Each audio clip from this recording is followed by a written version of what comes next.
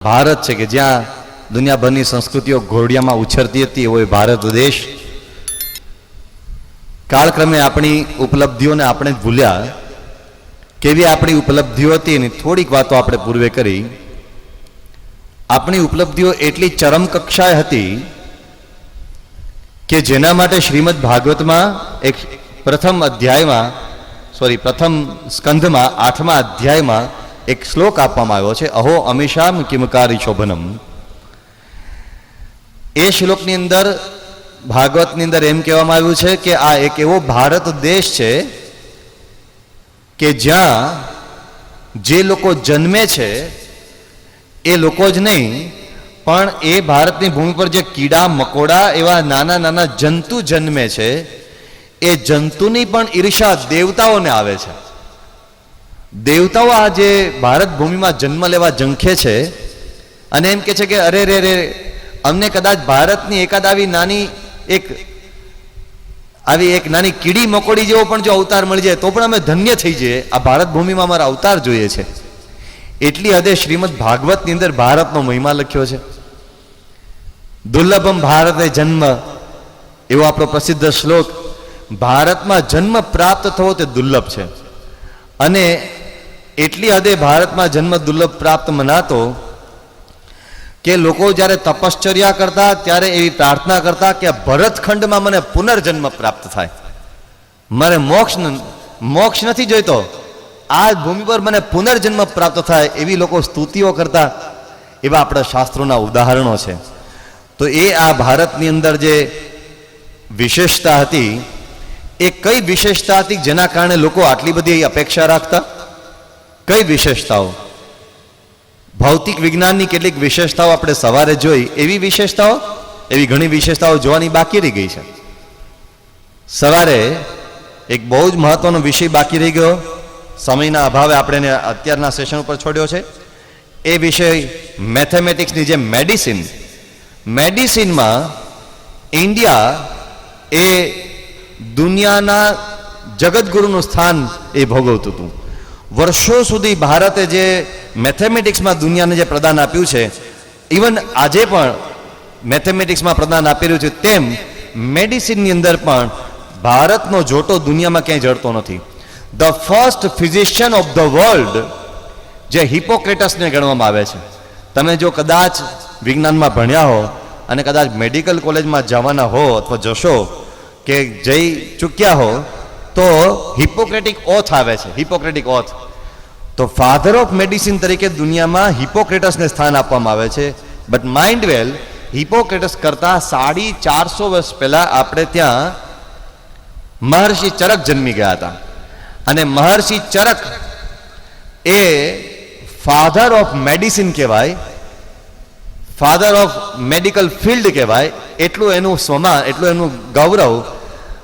પણ મહર્ષિ ચરકની જિંદગીના કેટલાક એના જીવનના ચરિત્રો મળે છે તેટલા માટે, એમણે લખેલી ચરક સંહિતા આજે ઉપલબ્ધ છે તેટલા માટે. મહર્ષિ ચરકને 1,00,000 ઔષધનું જ્ઞાન હતું, 1,00,000 ઔષધોનું.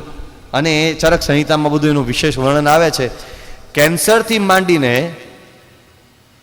તે જેને આધુનિક એઇડ્સ કહેવામાં આવે છે, એ એઇડ્સ જેવા લક્ષણોવાળા બીજા રોગો તે સમય હતા. તે સમયે એઇડ્સ નહોતો, પણ એઇડ્સની તુલનામાં આવી શકે તેવા કેટલાક રોગો, એનો પણ ઉપચાર મહર્ષિ ચરકે આપેલો છે. અને પ્રાકૃતિક જે સંવેદના કહેવાય એને લક્ષ્યમાં રાખીને એમણે એના સુંદર ઉપચારો આપ્યા છે. પણ મહર્ષિ ચરક કરતાં પણ પહેલા, સેંકડો કે હજારો વર્ષ પહેલા, જેનો જન્મકાળ આપણને પ્રાપ્ત થતો નથી, તે આત્રેય પુનર્વસુ થઈ ગયા. પ્રખર વૈદ્ય, પ્રખર બુદ્ધિમંત એ આત્રેય પુનર્વસુ એવા પાવરફુલ આપણે ત્યાં ફિઝિશિયનો હતા. અને એની નીચે કેટલી શાખા! Ayurveda, the oldest science of life, the oldest science of life. જે સમયે હજુ યુરોપના કે ગ્રીકના વિદ્વાનોને ખબર નહોતી પડતી કે શરીરમાં લોહીનું પરિભ્રમણ કેવી રીતે થાય છે, એવા સમયે ભારતમાં મેડિકલ કોન્ફરન્સીસ થતી હતી અને આત્રેય પુનર્વસુની અધ્યક્ષતામાં મેડિકલ કોન્ફરન્સીસ થતી હતી. એ મેડિકલ કોન્ફરન્સીસના ડિસ્કશનના જે સબ્જેક્ટ હતા, કેવા ટોપ લેવલના સબ્જેક્ટ હતા. એક સબ્જેક્ટ આત્રેય પુનર્વસુની સંહિતામાંથી ચરકે પોતાની સંહિતામાં ટાંક્યો છે. ઘણા બધા વિષયો ટાંક્યા છે, પણ એક વિષય આશ્ચર્ય થાય તેવું સવાલ પૂછવામાં આવ્યો છે, એમાં 49 ઋષિઓ ઉપસ્થિત છે. કુમાર શિરા ભારદ્વાજ ને વાલ્લિક કરીને છેક બુખારાથી આવેલો એવો એક વૈદ્ય, અને આ બાજુ રશિયાથી આવેલા વૈદ્યો, બધા વૈદ્યોના નામ છે અંદર 49 વૈદ્યો. એ મેડિકલ કોન્ફરન્સમાં કોણ કોણ ઉપસ્થિત હતા, કયા સ્થળે એ કોન્ફરન્સ થઈ હતી, ડિટેલ બધી આપેલી છે. એમાં સવાલ મૂકવામાં આવ્યો છે, topic of the conference, theme of the conference, કે માતાના ઉદરમાં બાળકનો ઉછેર થાય છે તો પહેલું કયું અંગ વિકાસ પામે છે? પહેલા નાક વિકાસ પામે છે, કાન વિકાસ પામે છે, હાથ પગ વિકાસ પામે છે, બીજું કાંઈ વિકાસ પામે છે? એના ઉપર ડિસ્કશન થાય છે. સોનોગ્રાફીનો જમાનો નહોતો, એવા સમયે આ બધા ઋષિ વિજ્ઞાનીઓ ચર્ચા કરી રહ્યા છે. ભ્રૂણ વિજ્ઞાન, embryology is the most modern science or most modern faculty of medical science. Embryology એટલે ભ્રૂણ વિજ્ઞાન જે અસ્તિત્વમાં જ નહોતું, આજ સુધી મેડિકલ સાયન્સમાં અસ્તિત્વમાં નહોતું, એની આ લોકો હજારો વર્ષ પહેલા ચર્ચા કરી રહ્યા છે. વૈદિક સમયની વાત છે આ તો. અને એ ચર્ચાની અંદર એ લોકો જે ડિસ્કશન કરી રહ્યા છે તેમાં અંતે મહર્ષિ આત્રેય, પુનર્વસુ આત્રેય, એ અંતેનો ઉત્તર આપે છે. એ ઉત્તર કેટલો સાયન્ટિફિક છે એ મહર્ષિ આત્રેય ઉત્તર આપે છે. પહેલા એક જણ કહે છે કે હૃદયનો પેલો વિકાસ થાય છે, બીજો કે આનો વિકાસ થાય છે.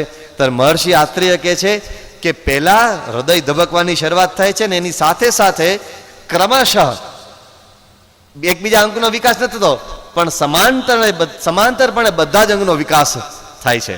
પહેલા એકલા પગ બહાર નીકળી જાય, જેમ છોડ હોય ને એ ઉછરે ને એમ ધીમે ધીમે બહાર નીકળે. એવું નથી આમાં કે પગથી માણસ ઉગતો જાય ને પછી માથા સુધી ઉગી જાય, કે અહીંથી ઊંધો ઉગે છે, એવું કઈ ઉગવાનું છે ને આમાં કઈ.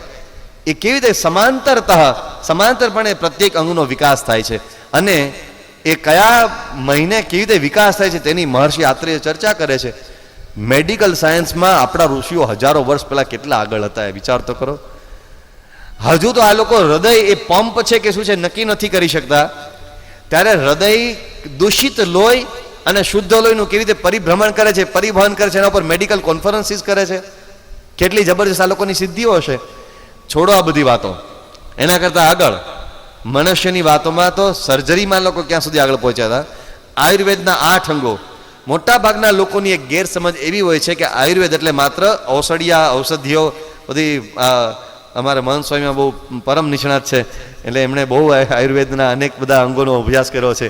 પણ એમ કે પેલી ખરલ અને એમાં થોડાક 5-6 મૂળિયાઓ અને પછી 2-5 એના આસવ ને આ નામ આયુર્વેદ. આયુર્વેદ એ નથી. આયુર્વેદની મુખ્ય 8 ફેકલ્ટી છે. શૈલ્ય, શાલાક્ય, વાજીકરણ, એની 8 ફેકલ્ટી છે. એ 8 ફેકલ્ટી, એક ફેકલ્ટી આશ્ચર્ય ઉપજાવે તેવી ફેકલ્ટી છે. દાખલા તરીકે એક અગધ તંત્ર છે, આયુર્વેદનું એક અંગ. અગધ તંત્ર એટલે જેને આપણે ડીટોક્સિકોલોજી કહેવાય. ટોક્સિકોલોજી ઓર ડીટોક્સિકોલોજી.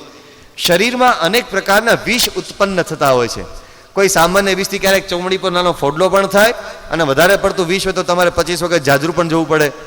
કોઈક એવું વિષ અંદર ચડી ગયું તો માણસ એ મૃત્યુ પણ પામે, અને કેટલાક પ્રકારના વિષ એવા હોય છે કે જેમાં માણસ માત્ર બેભાન થઈ જાય. અનેક પ્રકારના વિષ શરીરમાં ફરતા હોય છે.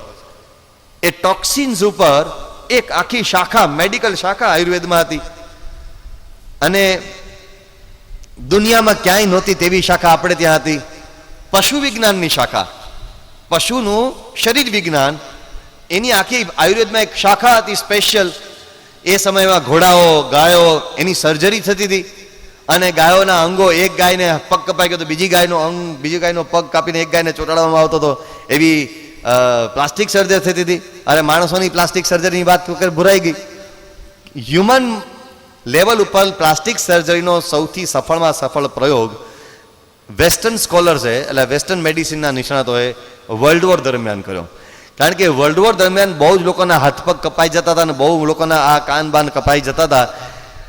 એવા સમયે આ લોકોને જરૂર પડી કે હવે આપણે પ્લાસ્ટિક સર્જરીમાં ઊંડા ઉતરીએ. બટ છેલ્લી શતાબ્દી સુધી, એટલે કે 19મી શતાબ્દી સુધી બ્રિટિશ લોકો જ્યાં સુધી આપણા પર રૂલ કરતા હતા, ત્યારે બ્રિટિશ સામ્રાજ્યના મોટા મોટા ડોક્ટરો ઇન્ડિયાની વારે વારે મુલાકાતે આવતા હતા. શાના માટે જાણો છો? એ જાણવા માટે કે ઇન્ડિયાના વૈદ્યો સર્જરીમાં બહુ જ પાવરફુલ હતા. આજના વૈદ્યોમાં સર્જરી જતી રહી. ઇન્ડિયન્સ એટલા બધા સર્જરીમાં પાવરફુલ હતા કે એ લોકો જ્યારે સુચરિંગ કરે, સુચરિંગ એટલે શું કહેવાય, ટાંકા લે, એ ટાંકા એવી રીતે ઓગળી જાય કે ખબર જ પડે નહીં કે આને ક્યાં ટાંકા. આ તો આપણે સ્કાર રહી જાય છે બધાને, અહીંયા ઘા રહી જાય ટાંકાનો, પેલામાં ખબર જ નહોતી પડતી. અને એમાં સૌથી મોટી વાત તો તે હતી કે ઇન્ડિયન લોકો નાક જોડવામાં બહુ પાવરફુલ હતા, કાન જોડવામાં બહુ કપાયેલા કાન, કપાયેલા નાક. કારણ કે આપણે ત્યાં રાજાઓ જ્યારે સજા કરતા ને ત્યારે નાક કાપવાની સજા કરતા, નાક કાન કાપી નાખે. એ નાક કાન કાપી નાખે પેલો બહાર નીકળે, વૈદ ત્યાં બેઠો જ હોય, કાંઈ મારે ઘરે, એ પાછું હંધી આપે. આ આપણે ત્યાં વૈદ્યો એટલા પાવરફુલ હતા. તો એક બહુ સરસ પુસ્તક કલકત્તાથી એક બ્રિટિશે પબ્લિશ કર્યું છે, જેનો લેખક છે રાધા કુમુદ મુખર્જી, RK મુખર્જી. એ પુસ્તક surgical instruments of the ancient Hindus એ પુસ્તકનું નામ છે. એમાં એણે શરૂઆતના પ્રસ્તાવમાં બહુ સરસ વાત લખી છે કે આ ધોળિયા જે અહીંયા આવતા ને સમજાતું જ નહીં કે આ લોકો આટલા બધા પાવરફુલ, પ્લાસ્ટિક સર્જરી કહેવાય, કપાયેલા અંગો જોડવા ને પ્લાસ્ટિક સર્જરી આ લોકો કેવી રીતે કરી શકે છે. અને રાઇનોપ્લાસ્ટી કહેવાય, નાકને કાપવાની આખી એ લોકોની પદ્ધતિ, પછી પાછી જોડવાની પદ્ધતિ. અહીંથી ચામડી ઉખેડીને આખું નવું નાક બનાવી આપે. અહીંથી ચામડી લે, અહીંથી ચામડી લે, સાવ નાક ફેંકી દીધું હોય. ક્યારેક રાજાઓ બહુ ગુસ્સા થાય કે નાક કપાઈને પાછા ફેંકાવી દે, કૂતરાને ખવડાવી દેતા. તો કાંઈ વાંધો નહીં, સાથળમાંથી ચામડી ઉખેડે અને આખું સ્પેશિયલ નવું નાક કાણા સહિત બનાવી દે વ્યવસ્થિત. એવી આખી સિસ્ટમ આ લોકોએ ડેવલપ કરી હતી, રાઇનોપ્લાસ્ટી જેને કહેવાય. એટલા બધા બ્રિટિશરો આનાથી પ્રભાવિત હતા કે આજે પણ ઇંગ્લેન્ડમાં બ્રિટિશ સાયન્સ મ્યુઝિયમમાં ઇન્ડિયન સર્જિકલ અચીવમેન્ટ્સ મૂકવામાં આવી છે. અને ફાધર ઓફ પ્લાસ્ટિક સર્જરી ઈસવીસન પૂર્વે 700માં, એટલે કે આજથી 2700 વર્ષ પહેલા સુશ્રુત આ પ્લાસ્ટિક સર્જરીના ફાધર કહેવાય. 2700 વર્ષ પહેલા આપણે આ થતું હતું. અને આપણે પેલી પુરાણ કથાઓ સાંભળીએ છીએ ને કે ગણપતિનું માથું શિવજી વાઢી નાખ્યું, અને શિવજી માથી નાખ્યું, પછી શિવજી તો શાંત પડ્યા, પછી ખબર પડી પાર્વતી રડવા લાગ્યા. એટલે પછી તાત્કાલિક અશ્વિની કુમારને બોલાવવામાં આવ્યા, ધન્વંતરીને બોલાવવામાં આવ્યા. અને એ લોકોએ ત્યાં એક હાથી જતો હતો, એ હાથીનો બચ્ચાનું માથું કાપી અને તાત્કાલિક ગણેશના માથે બેસાડી દીધું. ગણપતિ સૂંઢવાળા દોંદાળા થઈ ગયા. આપણે આ બધી વાતો સાંભળીએ છીએ. તો બુદ્ધિમાં ના બેસે તેવી વાતો છે. પણ સુશ્રુત સંહિતામાં તો ત્યાં સુધી વર્ણવ્યું છે કે પશુના અંગો પણ માણસમાં ફિટ કરી શકાય છે, પશુના અંગો પણ. અને કદાચ તમને ખ્યાલ હોય કે નહીં, પણ થોડાક સમય પહેલાં વાંદરાના કેટલાક અંગો માણસમાં નાખ્યાનો પ્રયોગ થઈ ચૂક્યો છે. જોકે ઘણાને અંદરથી જન્મ સાથે જ વાંદરાના અંગો હોય છે, અલગ બાબત છે. પણ આ હમણાં નવો પ્રયોગ કર્યો એટલે પશુના અંગો એ માણસમાં ફિટ કરવાના તો પ્રયોગો હમણાં થાય છે. અને એમ માનવામાં આવે છે કે ભવિષ્યમાં આ શાખામાં ઘણું બધું ડેવલપમેન્ટ થશે, ઘણા બધા આગળ વધશે લોકો. આપણે તો આ કેટલી જૂની વાતો છે જેને આપણે મિથમાં, કપોળ કલ્પિત વાતોમાં અથવા તો પુરાણ કથાઓમાં ખપાવી દઈએ છીએ. મેડિકલ ફિલ્ડની અનેક અચીવમેન્ટ્સ છે. એક અચીવમેન્ટ યાદ આવે છે, એ અચીવમેન્ટ તો જ્યારે યાદ આવે છે ત્યારે બહુ આનંદ થાય છે. ગૌતમ બુદ્ધ બીમાર પડ્યા, અને ગૌતમ બુદ્ધ બનારસમાં હતા, સારનાથમાં. અને બીમાર પડ્યા એટલે એમને ઝાડા અને શું કહેવાય કે પેટમાં કંઈ બીમારી હતી, તકલીફ હતી. એટલે એક જીવક નામનો વૈદ્ય જે તક્ષશિલામાં ભણેલો, એને તાત્કાલિક હાજર કરવામાં આવ્યો. જીવક પાછો બહુ બુદ્ધ ભક્તિભાવવાળો, બુદ્ધ પ્રત્યે ભક્તિભાવવાળો. અને જીવકે ગૌતમ બુદ્ધને કહ્યું, એણે ગૌતમ બુદ્ધને કહ્યું કે તમારે જે કંઈ દવા લેવાની છે એ મોઢેથી નથી લેવાની, એક ચમચીમાં આપને દવા આપું છું. ચમચીમાં આપી પણ છતાં મોઢે જ લેવાની, તો ચમચીમાં જ કરવાનું શું કે તમારે માત્ર સૂંઘવાની જ છે આ દવાને. એટલે બુદ્ધે પૂછ્યું કે વત્સ, સૂંઘ્યા પછી શું થશે? કે તમે એક વખત સૂંઘશો એટલે તમારે 10 વખત શૌચાલય જવું પડશે. એક જ વખત સૂંઘવાથી 10 વખત શૌચાલય જવું પડશે. પણ તમે 10 વખત શૌચાલય જશો એટલે તમારા શરીરમાંથી વિકાર આટલી હદે બહાર જશે. પછી તમે વળી પાછા 10 વખત ગયા પછી વળી પાછો આ ચમચી સૂંઘજો, અગેન તમારે 10 વખત જવું પડશે. પછી વળી પાછા તમે 10 વખત જઈને આવશો, થોડોક સમય થઈને પછી વળી પાછા તમે સૂંઘજો, અગેન તમારે 10 વખત જવું પડશે. 3 વખત તમે 10 વખત આ રીતે કરશો, તમે સંપૂર્ણ નિરોગી થઈ જશો. અને ગૌતમ બુદ્ધે એ પ્રમાણે કર્યું. ગૌતમ બુદ્ધ તદ્દન નિરોગી થઈ ગયા. અને ગૌતમ બુદ્ધની જીવન કથામાં આ પ્રસંગ વિસ્તારથી લખવામાં આવ્યો છે. ઇન્ડિયન માસ્ટર્સ ઓફ લાઈફ નામનું પુસ્તક છે, ભારત કે પ્રાણાચાર્ય એનું હિન્દી ભાષાંતર પણ થયેલું છે. એમાં આ પ્રસંગ બહુ વિસ્તારથી પૂરા રેફરન્સ સાથે આપવામાં આવ્યો છે. આ પ્રસંગ જ્યારે વાંચ્યો ત્યારે એક ફિઝિશિયન સાથે, અમદાવાદના એક જાણીતા ફિઝિશિયન છે, એની સાથે ચર્ચા થઈ. જેમને પૂછ્યું કે આજે દુનિયામાં કોઈ પણ ફિઝિશિયન એવો હોય કે તમને એમ કે લો ભાઈ આ ફલાણા પ્રકારની લેક્સેટિવ છે, તમે એક વખત લેશો એટલે બરાબર 10 વખત જવાનું થશે? કોઈ ખાતરી આપે કે આ લો એટલે તમારે બરાબર 10 વખત જવાનું થાય? કોઈ એવી આજે એવી કોઈ મોડર્ન મેડિસિન છે કે તમને એક્ઝેક્ટ ખાતરી આપી છે કે તમે 10 વખત જશો, બીજી વખત કરશો પછી પણ 10 વખત જશો, ત્રીજી વખત કરશો ત્યાર પછી પણ 10 વખત જશો એટલે તમારે પછી શાંતિ થઈ જશે? આટલી બધી ચોકસાઈ યુક્ત માત્ર સૂંઘવાથી કોઈ ટ્રીટમેન્ટ આપી શકાતી હોય, એ તક્ષશિલાનું આયુર્વેદનું જ્ઞાન કેવું હશે? એ સમયે આપણે આયુર્વેદમાં કેવી કસોટી લેવાતી હતી? તો તક્ષશિલાનો આચાર્ય આયુર્વેદની દીક્ષાંત સમારોહની એ જે સભા છે તેમાં વાતો કરી રહ્યો છે, અને દીક્ષાંત સમારોહમાં તક્ષશિલાનો આયુર્વેદનો Acharya, head of the department, એમ કહી રહ્યો છે એના શિષ્યોને કે હમણાં જ અમે તમને હવે સ્નાતક થયેલા જાહેર કરીશું, અનુસ્નાતક થયેલા જાહેર કરીશું, પણ અનુસ્નાતક તમે થયેલા જાહેર થાવ તે પૂરે આપની એક વધારે કસોટી લેવી છે. કઈ કસોટી? કે તક્ષશિલાની જે આ હદ છે, શહેરની હદ, તેની બહાર જંગલ છે, અને જંગલમાં અનેક પ્રકારના ખડ, એક કહેલા સામાન્ય જે તૃણ કહેવાય, ત્યાંથી માંડીને અનેક પ્રકારના વૃક્ષો ઉગ્યા છે. તમે આ તક્ષશિલાની પેરીફરીમાં જે કાંઈ નાના મોટા વૃક્ષો કે લતા કે ગુલ્મ વગેરે જે કાંઈ છે, પુષ્પ પૌધા, એમાંથી એક નાનું પાંદડું પણ તમે અહીંયા લઈ આવીને એવું આપો કે જેનો આયુર્વેદ તરીકે અને આયુર્વેદના ઔષધ તરીકે કોઈ દર્દમાં ક્યાંય ઉપયોગમાં આવે તેવું ન હોય, એવું એક તમે લઈને આપો. એટલે પેલો ફરી આવે ને આપણા જેવું બુડથલ હોય તો કોથળો ભરીને લઈ આવે અને બતાવે કે આ રહ્યા આટલા બધા, આમાં કંઈ કામ લાગે તેવા નથી. પણ એવું ના ચાલે, ત્યાં તો તરત પૂછે કે આમાં કામ લાગે એવું નથી, એટલે તરત પછી બાજુમાં બીજો ઊભા હોય તરત કે ના આનો આમાં ગુણ થાય, આનો આ ગુણ થાય, આનો આ ગુણ થાય, એટલે એમાં તો ચાલે નહીં, કંઈ પોલ તો ચાલે નહીં. આવી કસોટી લેવામાં આવતી હતી. ત્યારે પેલા વિદ્યાર્થીઓ જે અનુસ્નાતક થવામાં સામાન્ય 3 વર્ષનો કોર્સ હોય ને, આજે પોસ્ટ ગ્રેજ્યુએશન પીજી થાય ને કોઈ મેડિકલ કોલેજમાં 3 વર્ષ હોય છે, રેસિડેન્સી પછીના રેસિડેન્સીના 3 વર્ષ હોય વધુમાં વધુ. પેલા લોકો રેસિડેન્સીમાં, પીજીમાં, એ સમયે પોસ્ટ ગ્રેજ્યુએશનમાં 20-20 વર્ષ કાઢતા, ત્યારે તૈયાર થઈને, અને એ વૈદ બહાર નીકળે પછી જીવક જેવો બહાર વૈદ નીકળે કે નહીં? કેવો પાવરફુલ વૈદ હોય. પછી પ્લાસ્ટિક સર્જન કેવો બહાર નીકળે. એવી આપણે ત્યાં આયુર્વેદની પ્રણાલિકાઓ હતી. અને જેમ એમ્બ્રિયોલોજીની વાત કરી તેમ બાળકોના પીડિયાટ્રિક્સ, બાળ રોગ નિષ્ણાતમાં તો ઇન્ડિયાની તોલે એવો કોઈ દેશ નથી દુનિયામાં. એ સમય નહોતો. અત્યારે તો મોડર્ન બધી વાતો બદલાઈ ગઈ છે, તો એટલી બધી આપણી અનેક વિશેષતાઓ હતી. થોડીક વધારે ગ્લિમ્સીસ, તક્ષશિલા યાદ આવી ગઈ. તક્ષશિલા યુનિવર્સિટી 10,000 સ્ટુડન્ટ્સ રહેતા હતા. ફાહિયાન અને યુએન સંઘ વિશે તમે વાંચ્યું હશે. એ બે ચીની યાત્રીઓ ભારતની મુલાકાતે આવેલા. ફાહિયાન 4થી 5મી સદીમાં આવેલો, અને યુએન સંઘ ઈસવીસન 630 થી 645 આ ભારતની ભૂમિ પર વિચર્યો હતો. 15 વર્ષ દરમિયાન એ જ્યારે ભારતમાં આવ્યો ત્યારે એને 2 યુનિવર્સિટીઓના નામ લખ્યા છે. અને એ બંને કરતા જેણે સૌથી વધારે ભારતની યુનિવર્સિટીઓ વિશે લખ્યું છે એ મેગસ્થનીસ નામનો ગ્રીક વિદ્વાન હતો, જે અહીંયા એમ્બેસેડર તરીકે મૂકવામાં આવ્યો હતો, સમ્રાટ સિકંદરના સામ્રાજ્યના એમ્બેસેડર તરીકે મૂકવામાં આવ્યો હતો. એ મેગસ્થનીસે જે તક્ષશિલાનું વર્ણન કર્યું છે, ઓહો, દુનિયાની કોઈ મોડર્ન યુનિવર્સિટી એ કક્ષાની નહીં હોય એવું એના વર્ણન કર્યું છે.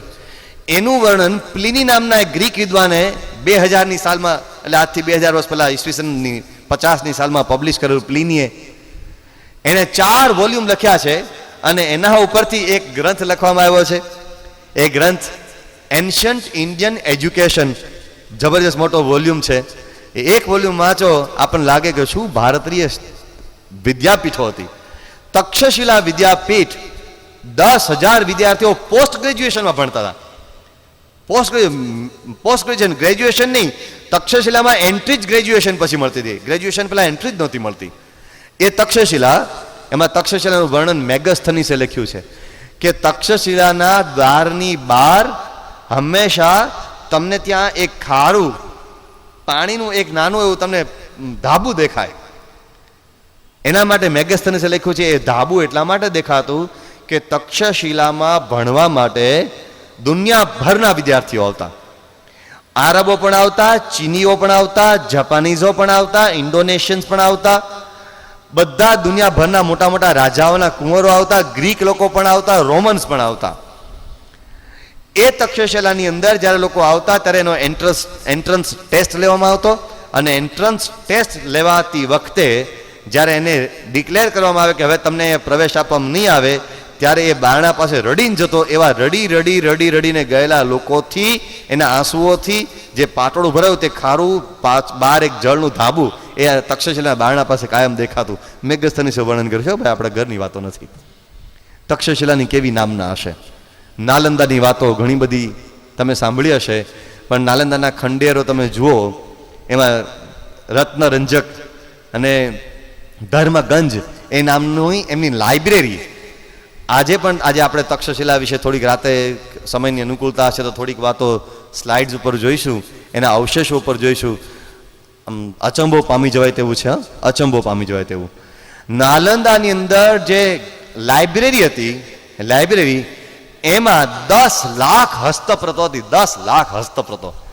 અને એ હસ્તપ્રતો કરવા માટે વિદ્વાનો ત્યાં 4-4, 5-5 વર્ષ માટે બેસી રહેતા. પોતાને ગ્રંથ લઈ જવા હોય ને, કોઈને ચાઇનીઝ વિદ્યાને લઈ જવા હોય ને, કોઈને ખગોળ વિજ્ઞાન લઈ જવાનું. આપણે બધા જાણીએ છીએ એલ્જીબ્રા એ હકીકત તો ભારતીય બીજગણિત છે, બીજું કંઈ છે નહીં. એ બીજગણિતની અહીંથી નકલ કરીને જે માણસ લઈ ગયો, અલજીબર કરીને એનું ભાષા, એનું નામાંતરણ થયું. એ અલજીબર વળી પાછું ત્યાંથી રોમ અને ત્યાંથી ગ્રીસમાં પહોંચ્યું, પછી એલ્જીબ્રા થયું. એવા કેટલાય ગ્રંથોની નકલો કરીને આ લોકો લઈ જતા હતા. એ આખો ભવ્યથી ભવ્ય એ લાઇબ્રેરીનો ગ્રંથ, આપણો જે ભવનનો આખો એરિયા કહેવાય, એ આજે નાશ પામ્યો છે મુસલમાનો આક્રમણકારોના પ્રતાપે. તો કેટલી જબરજસ્ત આપણે ત્યાં મોટી મોટી યુનિવર્સિટીઝ હતી. 8 ઇન્ડિયન યુનિવર્સિટીઝ દુનિયાભરમાં નામાંકિત હતી. સૌરાષ્ટ્રમાં વલ્લભી હતી, અહીંયા કાશી હતી, મથુરા હતી, અહીંયા ઉજ્જૈન હતી. ઉજ્જૈન યુનિવર્સિટી પણ બહુ જબરજસ્ત, જ્યાં બ્રહ્મગુપ્ત પાક્યો અને જ્યાં વરામિહિર પાક્યો, એ ઉજ્જૈનની યુનિવર્સિટીના બધા વિદ્યાર્થીઓ. તો કેટલી બધી આપણે ત્યાં પાવરફુલ આવી બધી સિસ્ટમ હતી. એની સાથે સાથે સવારે જે કેટલીક વાતો કરી હતી એમાં એક બે વાતો રહી ગઈ હતી. ગુરુત્વાકર્ષણનો સિદ્ધાંત કોણે શોધ્યો? બધા જ આપણે જાણીએ છીએ, એ સર આઇઝેક ન્યૂટનના નામે ચડાવવામાં આવ્યો છે. પણ ગુરુત્વાકર્ષણનો સિદ્ધાંત આજે પણ એ ગ્રંથો છપાયેલા ઉપલબ્ધ છે. લલ્લ નામનો આપણો સાયન્ટિસ્ટ હતો, લલ્લ. અને એવો જ લલ પ્રયાગનો હતો, અને એવો જ બીજો વિજ્ઞાની વરાહમીર ઉજ્જૈનનો. લલ અને વરાહમીર એ ન્યૂટન કરતા બરાબર 1000 વર્ષ પહેલા પાક્યા હતા. અને એમના ગ્રંથોની અંદર શ્લોક અને એના પ્રમાણ સાથે આપવામાં આવ્યું છે. ગુરુત્વાકર્ષણ સિદ્ધાંત કોને કહેવાય? સવારે મેં વાત કરી હતી, પણ મારી પાસે ત્યારે આંખ નહોતા ને કાગળ રહી ગયો, તો હું આંખ લઈને આવ્યો. આર્યભટ્ટે જે અંતર આપ્યું, ગ્રહો વચ્ચેનું અંતર, હવે સાંભળજો. બુધ, ગૌતમ બુદ્ધની વાત હતી, બુધ નામના ગ્રહની વાત છે. એ બુધ અને સૂર્ય વચ્ચેનું અંતર એને પૃથ્વી ઉપરથી માપેલું છે. એને આર્યભટ્ટ આપ્યું, એના યુનિટમાં છે 0.375 અને મોડર્ન છે 0.387. કેટલો નેગ્લિજેબલ ડિફરન્સ આવે છે. શુક્ર એ આર્યભટ્ટે આપ્યું 0.725 અને આજનું જે મોડર્ન સાયન્સ કે 0.723. કેટલો નેગ્લિજેબલ છે. અને એ સમયે આર્યભટ્ટે જે અનેક ગ્રહોના અંતર આપ્યા છે, એની સાથે સાથે પરમાણુ ભાર, એ કેવી મોટી વાત કહેવાય. પરમાણુનું વજન માપવાની વાત છે. પરમાણુ ભાર, આપણે ત્યાં પરમાણુ ભાર એ વજનના એક એકમ તરીકે ગણવામાં આવતો. ગ્રામ આવે ને, ગ્રામ, કિલોગ્રામ, મણ અને ક્વિન્ટલ, એ જે આપણે એકમ તરીકે ગણીએ છીએ, એમ પરમાણુ ભારને ભારતમાં એકમ તરીકે ગણવામાં આવતા હતા. એ એકમમાં પરમાણુ ભાર એટલે કેટલું કહેવાય? તમે લખી શકો તો વાંધો નહીં, ન લખી શકો તો ચિંતા નહીં કરતા, નતર યાદ પણ નહીં રાખતા, પણ ખાલી સાંભળજો. 0.00000614 ગ્રામ એનું નામ એક પરમાણુ ભાર. આવું માપવા માટે આ લોકો ત્રાજવું ક્યાંથી લઈ આવ્યા હશે? આ માપવા માટે તમારી પાસે એ મોસ્ટ મોડર્ન જે ઇલેક્ટ્રોનિક ત્રાજવા છે ને, એ ના ચાલે. આના માટેના તો સ્પેશિયલ સ્કેલ જુદા આવતા હોય છે. અને એના કરતા આગળ એ લોકો distance, the shortest distance of the world, એ આપણે ત્યાં લોકો શોધી કાઢ્યું હતું. એમાં પરમાણુ અંતર નામ આપ્યું છે એનું 0.00000287 મિલીમીટર. આટલું શોર્ટેસ્ટ ડિસ્ટન્સ આ લોકો માપતા હતા. આનો ઉપયોગ શું કરતા હતા? આનો ઉપયોગ એ લોકો ઝીણામાં ઝીણા એવા જે કેમિકલ પ્રોસેસીસ હોય એમાં આ વજનનો ને આ અંતરનો ઉપયોગ કરતા હતા. ઇન્ડિયામાં કેમેસ્ટ્રી કેટલી પાવરફુલ હતી, કેટલી પાવરફુલ. તમે છાપામાં અવારનવાર પેલી ઘટના વાંચતા હશો કે તાંબાનું સોનું બનાવવાની ઘટના કરીને લોકો છેતરી ગયા. અવારનવાર ઘટના તમે સાંભળતા હશો. પણ માઇન્ડ વેલ કે હકીકતે ભારતમાં ત્રાંબામાંથી સોનું બનાવવાની આલ્કેમી વિકસાવવામાં આવી હતી. અને નાગાર્જુન નામનો આલ્કેમિસ્ટ હતો, ધ ઓલ્ડેસ્ટ આલ્કેમિસ્ટ જેનું નામ ગણાય છે નાગાર્જુન. એ નાગાર્જુન એણે સોનું, એ આપણે કહીએ છીએ ને ત્રાંબામાંથી સોનું બનાવવાની પદ્ધતિ પારાના માધ્યમથી વિકસાવેલી, પારદના માધ્યમથી વિકસાવેલી. ગાંધીજીએ પોતાની નજરો નજર આ જોયેલું, પોતાની નજર સામે તાંબામાંથી સોનું બનતું. ગાંધીજીએ જાતે ચકાસેલું સોનું અને જાતે ચકાસેલું તાંબુ કેમિકલ પ્રોસેસથી. અને એ કેમિકલ પ્રોસેસ ગાંધીજીએ જોઈ હતી, તેનો ઉલ્લેખ ક્રેડલ ઓફ સિવિલાઇઝેશન નામના પુસ્તકમાં ભિક્ષુ ચમનલાલે કરેલો છે. ગાંધીજીએ નજર જોયેલું. એટલી હદ સુધી આપણે ત્યાં કેમેસ્ટ્રીનો વિકાસ થયો હતો. અને કેમેસ્ટ્રીના વિકાસમાં સંજીવની વાત કરતાં કરતાં અમારે બિચારા ગુણભાઈ દાણીધામમાં જતા રહ્યા. પણ સંજીવની પણ હતી. સંજીવની એટલે કે માણસમાં વૃદ્ધત્વ જ ન આવે. જે એજિંગ પ્રોસેસ છે એ એજિંગ પ્રોસેસને અટકાવી દેવાય. આજે વર્લ્ડમાં લોકો મથી રહ્યા છે એજિંગ પ્રોસેસને અટકાવવા માટે. દુનિયાના ધુરંધર સાયન્ટિસ્ટો લાગ્યા છે કઈ રીતે એજિંગ પ્રોસેસ અટકે.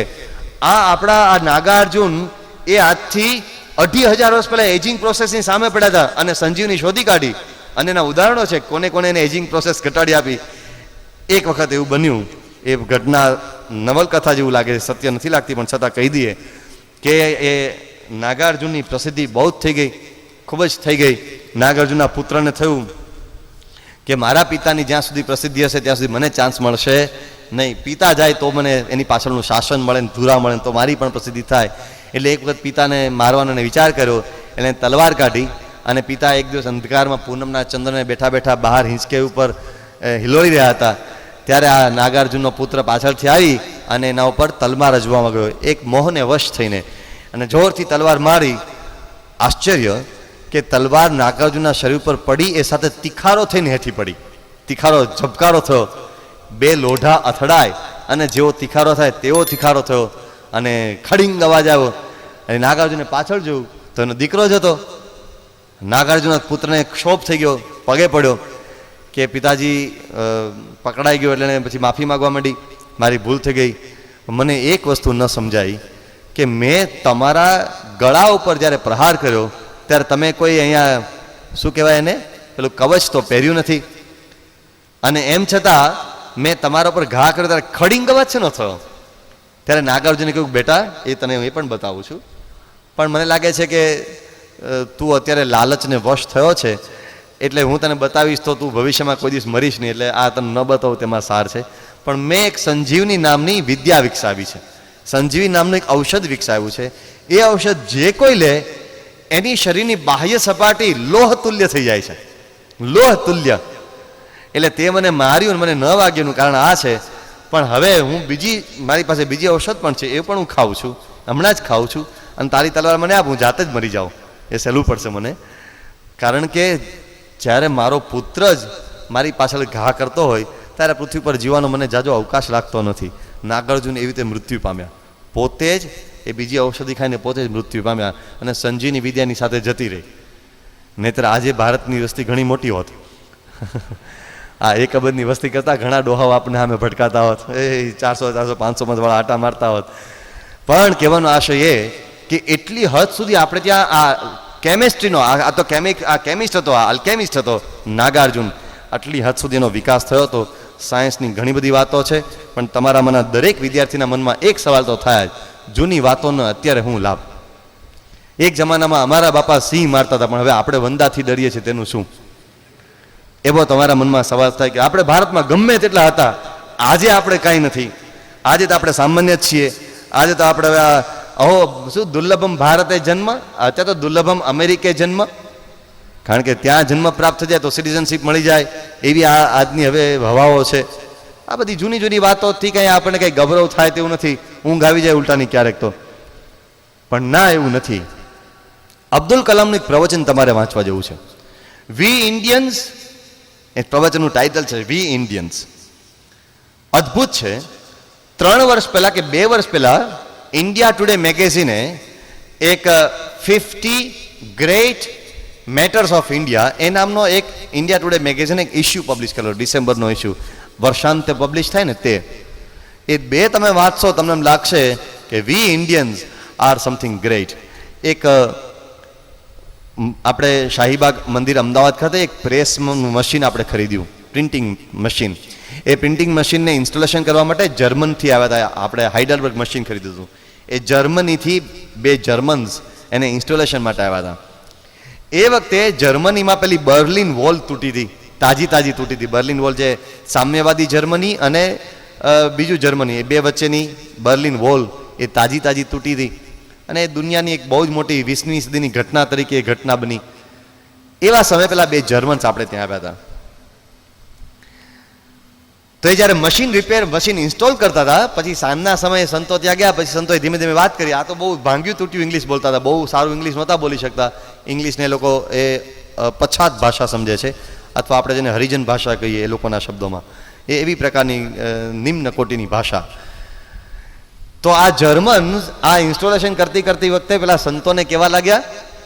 સંતોએ કહ્યું કે તમારે ત્યાં તો બર્લિન વોલ તૂટીને હવે તો તમારે તો જોયું કેવું થઈ ગયું જર્મનીનું, તો પહેલાં આવું હતું ને હવે આવું થશે ને હવે તો બર્લિનવાળા એમાં ઘૂસ્યા ને આમ થયું ને તેમ થયું ને બધી વાતો કરી.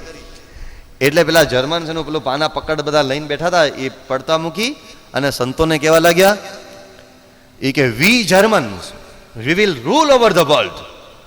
અમે જર્મનો આખી દુનિયા પર અમે શાસન કરીશું. Now in technology we are ruling the world. અને હકીકત એવું છે, ટેકનોલોજીમાં Germans are ruling the world.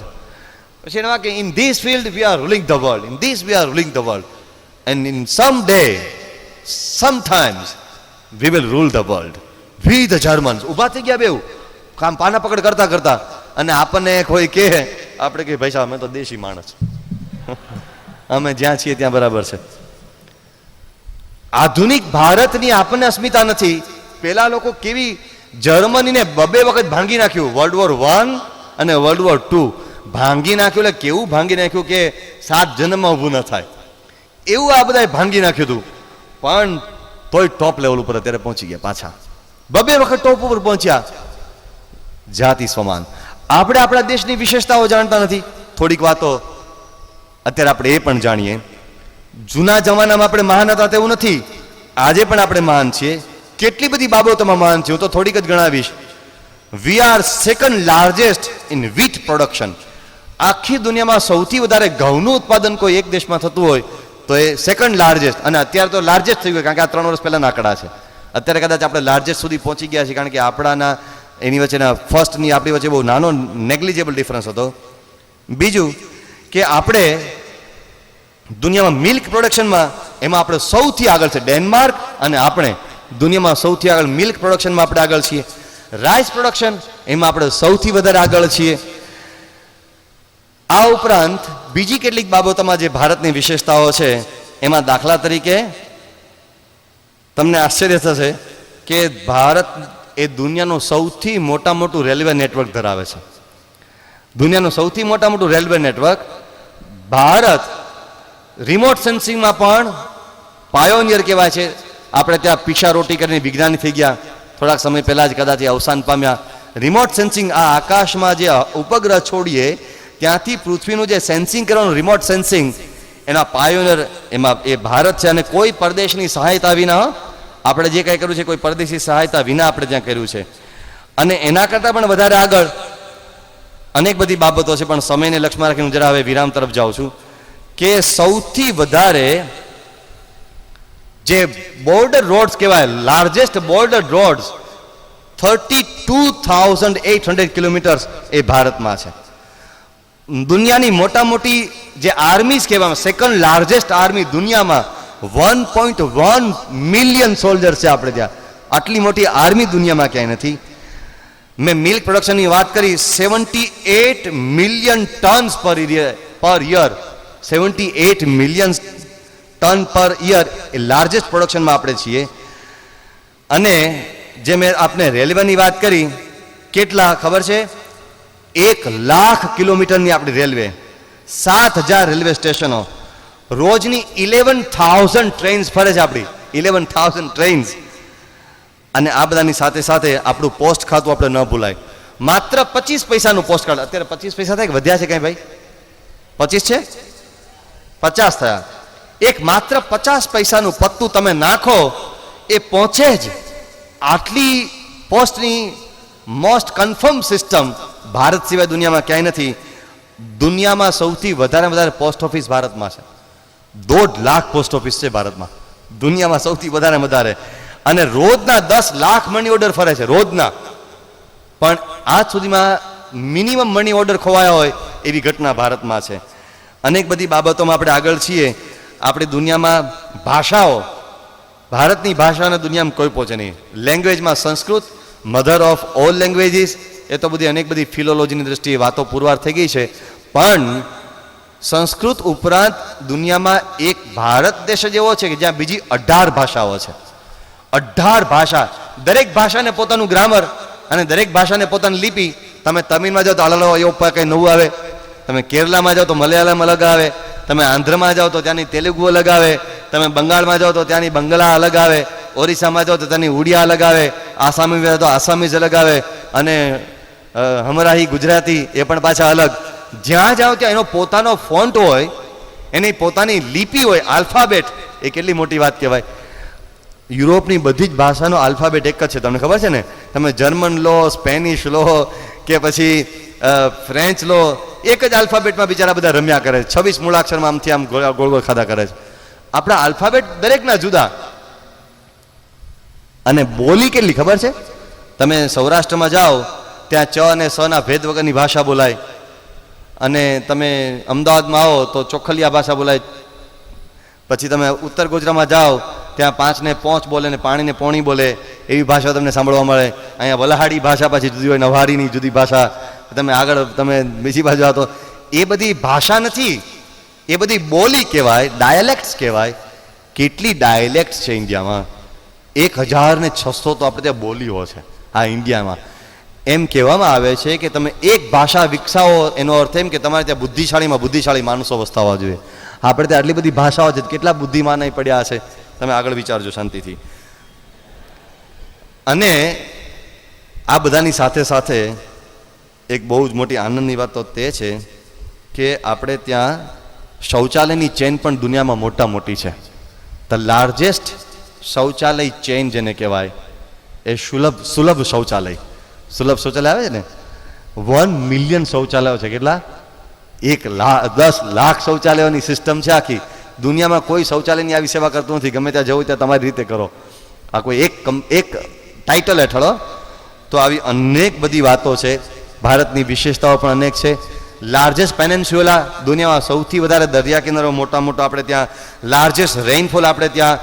એક કોઈ દેશ એવો હોય કે જ્યાં બરફ વર્ષા પણ થતી હોય, જ્યાં રેઇનફોલ પણ સૌથી વધારે થતો હોય, જ્યાં રણ પણ હોય, જ્યાં દરિયા કિનારો પણ હોય, જ્યાં જંગલ પણ હોય, જ્યાં રેઇન ફોરેસ્ટ પણ હોય. એક જ દેશની ભૂમિ પર આટલી બધી વેરાયટી હોય તો ઇન્ડિયા સિવાય દુનિયામાં ક્યાંય નથી. ભારતમાં જ આ બધી જ વિશેષતાઓ તમને મળે. તમે આ બાજુ આવો રાજસ્થાન તો તમને રણ જોવા મળે. અને રાજસ્થાન છોડીને તમે ઉત્તરમાં થોડાક જ આગળ જાઓ, થોડાક કિલોમીટર, તમને સિમલામાં બરફ પણ જોવા મળે. અને થોડાક તમે આમ ઈસ્ટમાં જાઓ તો તમને રેઇન ફોરેસ્ટ જોવા મળે. જે ટ્રોપિકલ કન્ટ્રીઝમાં આફ્રિકામાં જોવા મળે એવા rain forest, dense rain forest પણ જોવા મળે. લાર્જેસ્ટ પેનિન્સ્યુલા સહિત બધું આપણે ત્યાં. એમ કહેવામાં આવે છે કે દરેક સ્કિનના માણસો તમને ભારતમાં જોવા મળે. તમે ઇંગ્લેન્ડમાં તમે જાઓ ને તો ધોળિયા જ દેખાય. બરાબર છે, આપણા જેવા ત્યાં જઈને વસ્યા હોય અલગ બાબત છે, પણ ત્યાં પેદા થયેલી જે મૂળ પ્રજા એ ધોળિયા જ. આપણે તો ત્યાં એવા ઉજળા ફેર પણ મળે અને રંગ જાય તો પૈસા પાછા એવું પણ મળે. એટલે સ્કિનના ટેક્સચર્સ પણ કેટલા બધા જુદા. ફેસીસ ઓફ ઇન્ડિયા, એના ઉપર એક એક્ઝિબિશન થયેલું, તમને કદાચ ખબર નહીં હોય, પણ ફેસીસ ઓફ ઇન્ડિયા વર્લ્ડ ફેરમાં અમેરિકામાં ન્યુયોર્કમાં થયેલો. એમાં ફેસીસ ઓફ ઇન્ડિયા, આટલા બધા વેરાયટીઝ ઓફ ફેસીસ ક્યાં મળે? અને એમ કહેવાય છે ધ મોસ્ટ બ્યુટીફુલ પર્સન્સ એ પણ ભારતમાં જન્મે છે. દુનિયાના સૌથી વધારે સૌંદર્યશાળી માણસો પણ ભારતમાં જન્મે છે. અને કલા અને કૌશલ્ય તો બાકી રહી ગયા. સંગીત, કેટલા રાગ અને રાગીણીઓ. તમે વાદ્યો જુઓ, કેટલા વાદ્યો આપણે ત્યાં. પશ્ચિમમાં એક જ વાયોલિન, એક જ વાદ્ય વાયોલિન બિચારા પાસે. અને પછી ધીમે ધીમે થોડાક હમણાં મોડર્ન બધા નીકળ્યા, પણ મૂળ તો એ લોકો પાસે બિચારા પાસે વાયોલિન, એને કંઈ પણ થાય એટલે એ 25-50 જણા એકારે વાયોલિન મંડી પડે અને તમને કોન્સર્ટમાં ભેગા લઈ જાય, અને પછી એક જ પ્રકારનો બોંગો વાગે. આપણે ત્યાં તો ઘાવાન ઘર કો દેશી શબ્દોમાં કહે તો ત્રણેયમાં કેટલા પ્રકારના વાદ્યોની શોધ થઈ છે. એક એક વાદ્યના જુદા જુદા ટોન. તમે સારંગી સાંભળો તો સારંગી તમને એ ભાવાત્મક એક વાદ્ય કહેવાય, તમને ભાવનાઓમાં ખેંચી જાય. તમે મોરલી સાંભળો તો મોરલી તમને એક રોમેન્ટિક મૂડમાં લઈ જાય. તમે સિતાર સાંભળો તો તમને ડિવિનિટી તરફ ખેંચી જાય. પખવાજ એનો જુદો ટોન, તબલા એનો જુદો ટોન, ઢોલક એનો જુદો ટોન, કેટલા બધા પ્રકારના જાત જાતના કેટલા બધા પ્રકારના વાદ્યો. અને ગાયકીમાં આપણે ત્યાં જે રાગ રાગીણીઓ છે એમાં દીપક રાગ, હવે આ ઉદાહરણ હજુ સુધી નજરે આપણે ક્યાંય જોયું નથી, પણ એટલી હદે ભારતના ઉસ્તાદો હતા કે જે દીપક રાગ ગાય ને સામે તમે ખાલી દીવાની વાટ ઘીમાં બોલેલી મૂકી રાખી હોય તો ત્યાં દીવો પ્રગટી જાય. એટલી હદે દીપક રાગના ગાનારામાં તાકાત હતી, એટલી હદે એના ગળામાં તાકાત હતી. એ રાગ ગાવામાં કે જો માલકોંસ રાગ ગાતો હોય, સોરી એ જો એ પેલો વરસાદી ઋતુનો વર્ષાનો કોઈ રાગ ગાતો હોય તો આકાશમાંથી ચોક્કસ વાદળા વરસે, એવી એની પાસે તાકાત હતી, જબરજસ્ત. તો આ પ્રકારની આપણી ભારતીય કલા કૌશલ્ય આર્ટ, તમે કોઈક વખત અજંટા ઇલોરાના મંદિરો જોઈ આવજો, કોઈક વખત તમે કોનાર્કનું એકાદ મંદિર જોઈ આવજો, કોઈક વખત જો ચાન્સ મળે તો કંબોડિયાનું મંદિર જોઈ આવજો.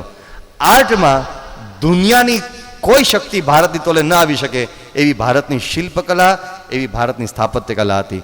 આપણે માટે આનંદની વાત એ છે આ બધો જ વારસો ભૂલાઈ ગયેલો વારસો જતો રહ્યો એમ રડતા રડતા લોકો આપણે, પણ આપણી વચ્ચે એક મહાપુરુષ પ્રગટ્યા પૂજ્ય પ્રમુખ સ્વયંરાજ, એને એ બધો જ વારસો એ પાછો જીવંત કર્યો.